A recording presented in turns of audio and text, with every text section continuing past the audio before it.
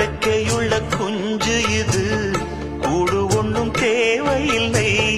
புத்தியுள்ள பிள்ளை இது, கெட்டு நிக்க போவதில்லை. தாயொருத்தி இருந்தா ஒரு தந்தை உண்டு கேளம்மா.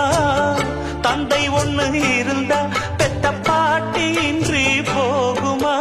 தெருவோரம் கிடந்தும் அனாதை இல்லை. உறவென்னை வெறுத்தால் தினம் தருவேன் தொல்லை.